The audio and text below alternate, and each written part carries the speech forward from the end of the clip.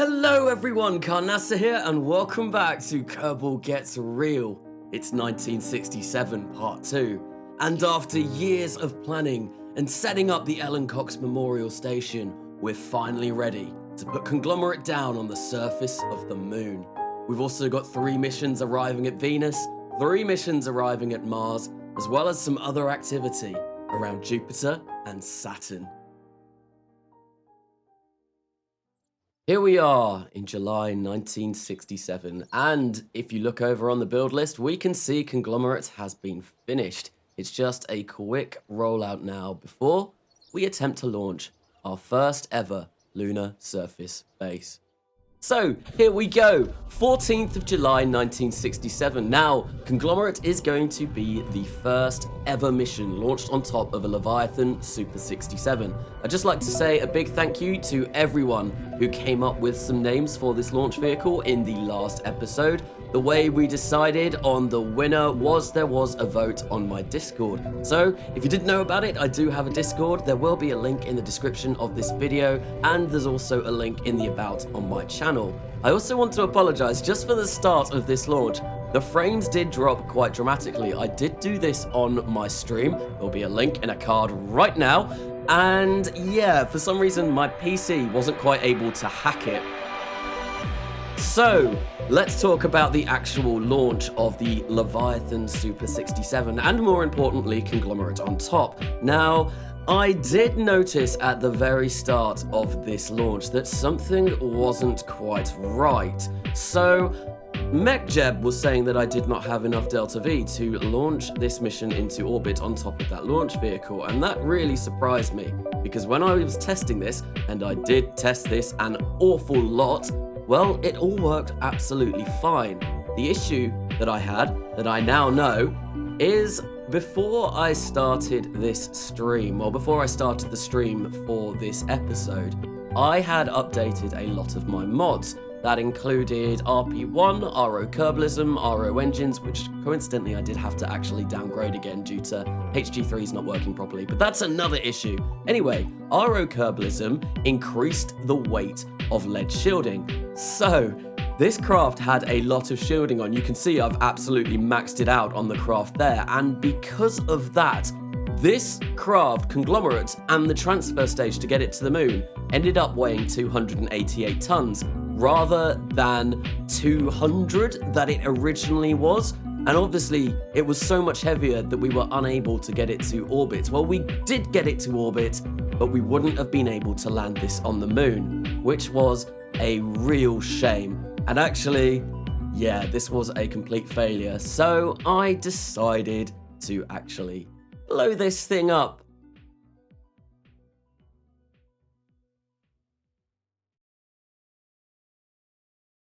Well, I can tell you now that was exactly how I didn't want the stream to start, and I was really upset that that didn't work. I had this grand idea that the whole stream was going to be launching Conglomerate and all of the different sections of Conglomerate and put them down on the surface of the moon. And unfortunately, I wasn't able to do that. You can see Conglomerate 2 is actually going to take another 100 days to finish building. That Leviathan launch vehicle takes an awful long time. It is capable of lifting 200 tons to low Earth orbit, and yeah, it's a massive beast.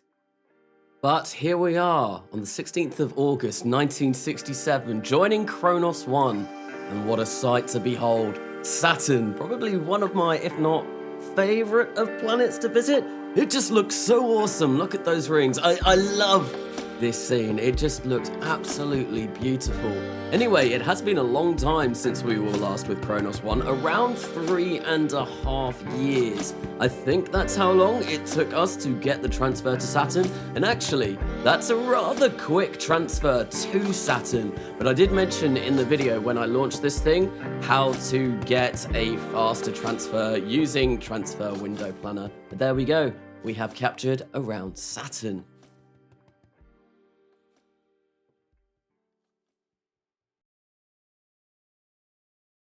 Now, unfortunately, Kronos, well, I don't think we're going to be visiting that much more. The inclination that it ended up at Saturn was pretty much polar. So I'm fairly certain, unless we get very, very fortunate, well, we're not going to be visiting any of Saturn's moons. But we do have Told on its way to Saturn, the Titan orbiter and lander device, which obviously, as the name may give away, is going to attempt to land and orbit on Titan. But now we're going to be turning our focus to Mars because we've got a lot of missions arriving. So the first of which is going to be Ms. Boo on the 6th of September 1967. Now, Ms. Boo is a dual-purpose mission. You may be able to see we've got an altimetry scanner on top of that spacecraft right now, and actually tucked away inside those payload fairings is a biome scanner. We have once sent an altimetry scanner to Mars, but unfortunately, well, its apps over the South Pole was a little bit too high, so we weren't able to scan the South Pole. Now that we've got another mission here, hopefully we will be able to get that all-important data. It would be nice to get full scans of Mars so we can accurately predict and kind of pick a good landing zone, I guess, is what I want to say.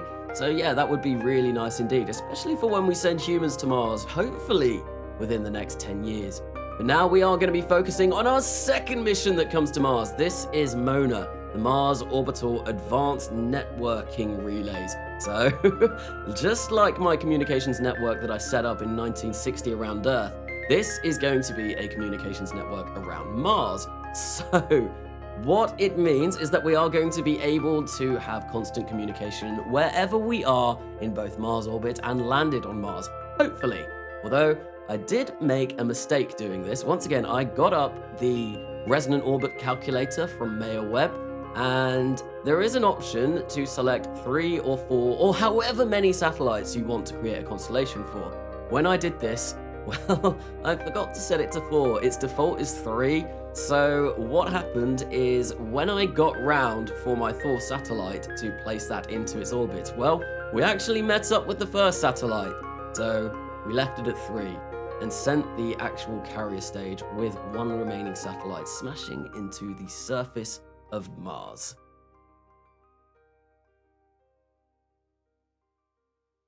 So that was a minor failure, I guess, a small hiccup in the mission. It wasn't the end of the world. We've still got a working communications network around Mars, so it wasn't completely disastrous. However, it could have gone better. It could have gone how it was supposed to, but yeah, that was a little bit of an oversight by me. Now, what I've noticed here is that actually on the ECMS, Jeffrey Peterson, Albert Harper, and Karen Richards are getting absolutely bombarded with solar radiation. They have been hit by so many solar storms.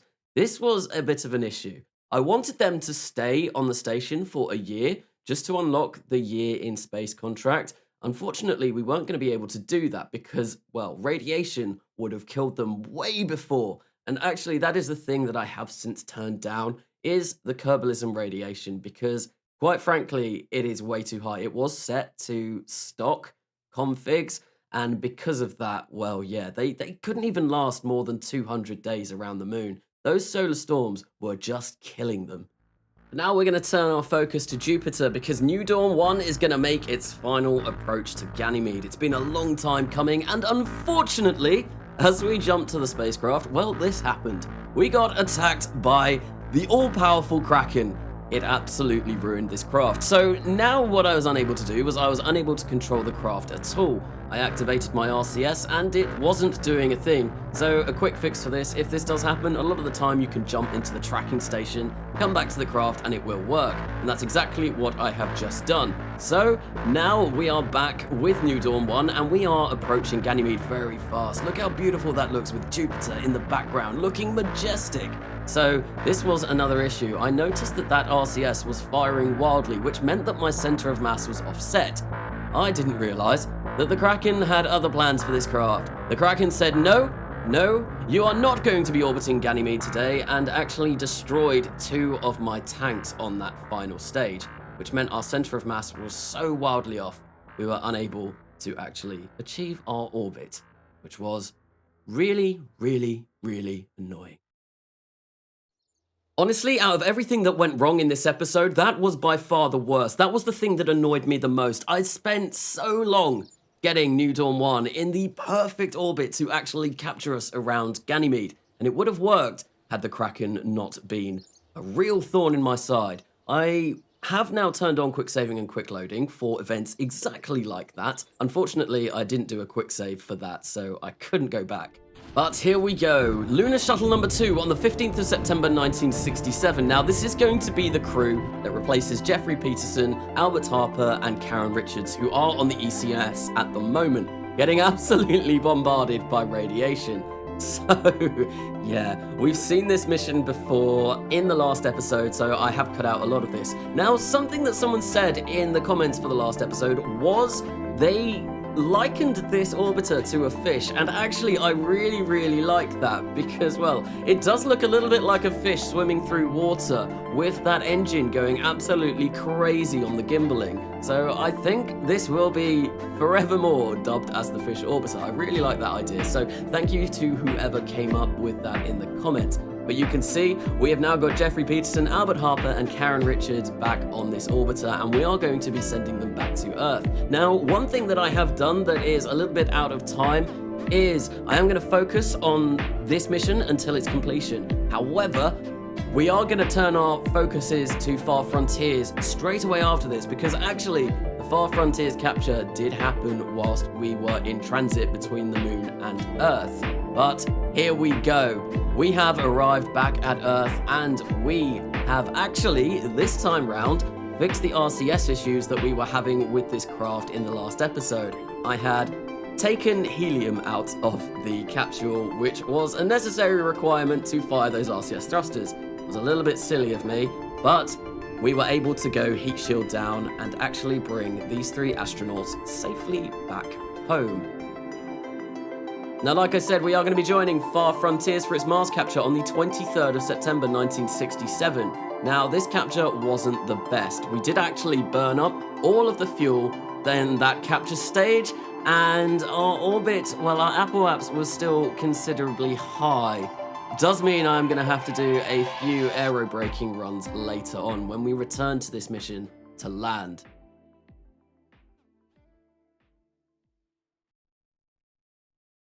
So we will be returning to Far Frontiers later on in the episode once we have dealt with Conglomerate. Now, what I want to talk about now is this little mod that I've got up there on the right, Final Frontier, and I want to thank Scorpio for putting me onto this mod. It's fantastic. It's so interesting. Basically, it just adds achievements and mission time information to all of your astronauts. So astronauts can get ribbons like first astronaut on EVA, first astronaut in Earth orbit, all kinds of stuff like that. The only problem that I have with it, and it's not even a problem, it's an annoyance more than anything, I wish I'd had it from the start of this series, because then it only works once you've installed it. So I have tried to set it up so that all of my astronauts who should have got those achievements are still going to get them, but it would have been nice to see everyone's mission time up to this point. Now, I did notice another solar storm hitting our guys on the ECMS. Those solar storms are ridiculous. Like I have mentioned, I am going to turn them down. I have turned them down already. But yeah, people are just getting rather green. They're actually turning into Kerbals.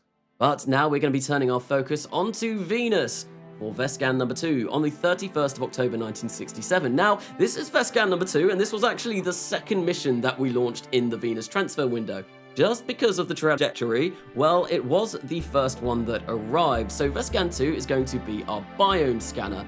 We have Vescan 1, which will be arriving shortly, which is going to be our altimetry scanner. So, like Mars, we are going to get full and complete scans of Venus that we can at the moment. So here we have Vescan number 1 arriving a day later on the 1st of November 1967. So, the only scan that I'm not going to be able to get at the moment is a high-res altimetry scan. I have since actually unlocked that technology, so it looks like we are going to be sending more scanners over to Venus and Mars at some point soon. But finally, we have Venereal on the same day as Vescan number 1, the 1st of November 1967. Now, this is going to be our rover that we attempt to land on Venus and go and explore many of those Venusian biomes. So, with the successful capture of all 3 of those craft, we can finally, once again, turn our focus onto Conglomerate. That's right, it has been built up again. Finally, we are going to be trying to send our surface base to the moon. fingers crossed that nothing goes wrong this time. But here we go, on the 13th of November 1967, we have Conglomerate, the second iteration. The iteration that hopefully isn't full up of heavy lead and waste and excrement, because for some reason that was another thing I didn't mention about the first launch. Well, the launch tower filled Conglomerate up with waste, carbon dioxide and wastewater, which was rather bizarre. Anyway, quickly, I need to mention about the Leviathan Super 67 because I didn't talk about that really in the last launch of it. So, it is powered by 5 F1A engines on its first stage. Its second stage is powered by 7 HT3s. It is capable of lifting up to 200 tons to low Earth orbit. It is a beast of a launch vehicle. It is the big boy of my launch vehicles, but it worked completely fine this time. We were able to perform our translunar injection, get Conglomerate over to the moon. We can see we are now performing our capture burn. Unfortunately, we're not going to be landing Conglomerate straight away because I want to land it in the Oceanus Procularum, and that would be at night at the moment. So we are going to leave this in a bit of a lunar orbit for a little while and return to this once it's day. So everything is looking very, very good for Conglomerate. We have got it into a low lunar orbit. Now, I have tested that from a low lunar orbit, and it should be able to land. But now, we are going to be turning our focus to the Conglomerate power module, launched 4 days later on the 17th of November. So this module is going to be the powerhouse for Conglomerate. It has 4 very large solar panels on top, and basically, it is a gigantic battery. It is so heavy that once again we are going to have to use Leviathan Super 67 to get this into low Earth orbit. Now, there was an issue with this launch. I forgot to put multi-layer insulation on the translunar injection stage, which coincidentally is also going to be our capture stage. So by the time we got this to the moon, well, all of our liquid hydrogen had boiled off. We were able to capture it in a lunar orbit though, but unfortunately, we are not going to be able to land this thing, which is a real shame. We're going to have to do another one. Now, we're going to be turning back to Conglomerate because, like I said, it is now day in the Oceanus Procularum. So on the 1st of December 1967, we are finally going to be performing our descent down onto the moon, down into the Oceanus Procularum, down to be our first ever permanent structure on the moon's surface. Obviously, this is the first part of Conglomerate. We do have a lot more modules that we are going to be sending over. We have a supply module, we have a power module. I have since designing this, since doing this mission, designed 2 new modules, which are going to be the Olympus bunker and the Otherus bunker. Basically, because I took out all of the shielding in this to actually launch it, I needed somewhere where our astronauts could go and run and hide in the events of solar storms. So those are 2 additional modules that we are going to be sending down. We also have the Congo rover. The Congo rover is going to be our means of transportation between landers and between Conglomerate base, because it's going to be really hard actually landing things that close together. We're going to have to see how I'm going to be able to do it when I land the supply module, because that has to be incredibly close to the core of Conglomerate to attach them up. You can see those little yellow things on the side. Those are fuel lines, and what we can do is we can actually connect our supply module and our power module all together so that it all functions as one thing. We don't have to worry about docking this all together. We can just have 3 separate large structures and then put them all together with astronauts on EVA. But here we go. We are coming down now. Sorry about the stutter again. This was done on the stream, but we managed to land Conglomerate, finally. So, with the landing of Conglomerate, we can now turn our focus back to all of those interplanetary missions that we pushed back to the side. And let me tell you, the 1st of December 1967 is going to be a very, very busy day indeed. So we come back to Ms. Boo, like I said, on the 1st of December 1967. We're going to be performing our orbital maneuvers to put these scan satellites in the actual altitude that they should be. So a altimetry scanner has a maximum altitude of 500 kilometers. Any higher than that and it won't perform well. The biome scanner just bumped into our payload fairing there, our payload adapter. Well, yeah, that is 2.5 megameters, so we need to actually keep that at a much higher altitude, but here we are performing our capture with the altimetry scanner to get it down to 500 kilometers.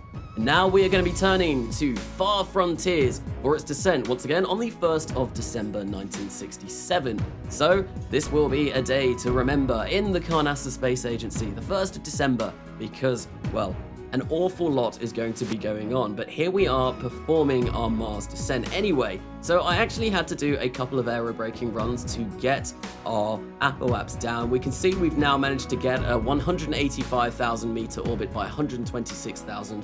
I thought that was probably more than enough to finally bring down the lander. If you didn't see the stream where I built this, this is comprised of a lander stage, an orbiter stage, and we are going to have to meet them both up so that that orbiter stage can then return to Earth with all of the valuable samples that we collect. This is our sample return mission, but here we go. We are now making our final descent into Mars's atmosphere.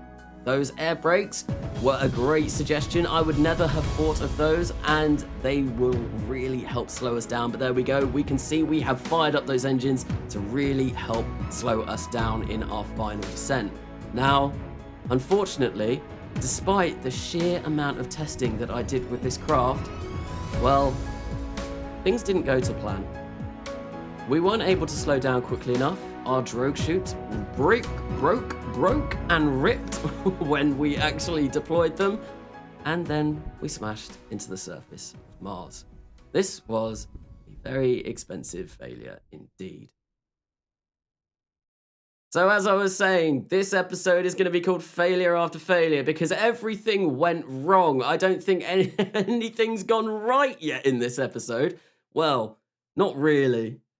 So we are going to be returning to our probes around Venus. Once again, we are going to have to do exactly the same with these as we did with those scanners around Mars. We need to set them in their correct altitudes so that we can actually get scans of Venus. And of course, we don't only have our scanner at Venus, no, we also have Veneral, which is going to be our rover. But here we go, Vescan 2 has just made its orbit, so we are going to be turning our focus over to Veneral for its Venus descent. We are finally on the 2nd of December. The 1st of December has been done. That was a very long day indeed, with a lot of missions all happening. But Veneral made it safely to the surface of Venus. And that, as you might think, would mean that it was a successful mission. Unfortunately not. So, when I deployed the fairing and that, well, stage at the top, we smacked hard into the solar panel, which actually broke it.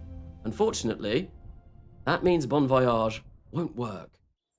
So yeah, because Bon Voyage won't work, well, we can't leave that running in the background. It does have an RTG on it, so it will gain power, but unfortunately, we can't leave it running in the background with Bon Voyage, which was the entire purpose of that mission. So, another failure. But now, we're going to be turning to Conga rover on the 13th of December 1967, launched on top of an Icarus Super 66. This is, as I said earlier, going to be our rover that transports our astronauts between their landing site and between, well, Conglomerate, the Conglomerate base. And hopefully, we may even be able to send astronauts on trips to different biomes of the moon in this thing. I'll have to see. I think this has enough life support to last around 7 or 8 days at a time. We might be able to drive over to Lowlands or somewhere else nearby the landing site in the Oceanus Procellarum that we are.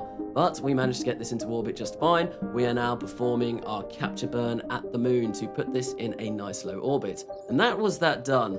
And that's not going to be the last launch of this episode. No, we still have our supply module that we are going to send up. Our supply module, our storage module, whatever you want to call it. So, we aren't going to be landing these in 1967. So, here we go. The 17th of December, 67. The storage module on, once again, a Leviathan Super 67. So, all of these modules are incredibly heavy, so we do need very large launch vehicles to launch them. You can now see the supply module. It looks very, very similar to the actual core of the base. I did start mentioning that I'm not going to be landing all of these. Oh, that's a very pretty sunset. Sorry, sunrise. I got a little bit distracted there. But yeah, no, we're not going to be landing these in this episode. And the reason why is because since Conglomerate has been on the moon has obviously rotated around a little bit. And the inclination that we are arriving in with all of these modules is at 28 degrees, the same as the ECMS. So in order to land, we need to use a lot of delta V to actually change our plane. And what I want to do is actually wait until the start of 1968 when Conglomerate once again falls under our orbit, so we can actually land these without expending a ridiculous amount of delta V. If I'm going to be particularly honest, we do not have enough delta V in these to actually land them if we do a maneuver like that. So we are going to leave these in orbit for a short while. There we go. We have got that into a nice low lunar orbit, and we will be seeing that again at the start of next episode.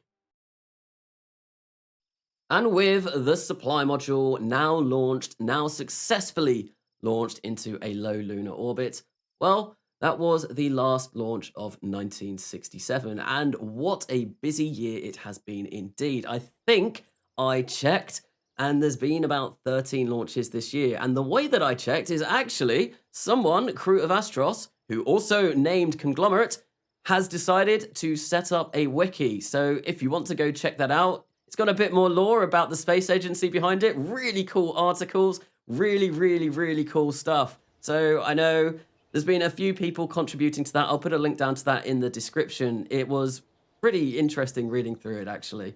But yeah, no, go check it out if you want. But anyway, that is the end of this episode, and of course we will be seeing a lot more coming in the next episode. Conglomerate will continue. So, if you have enjoyed this episode, why not go and give it a like? If you have really enjoyed this episode and would like to continue with the content on my channel, please do consider subscribing. I have been Carnasa, and I will see you later.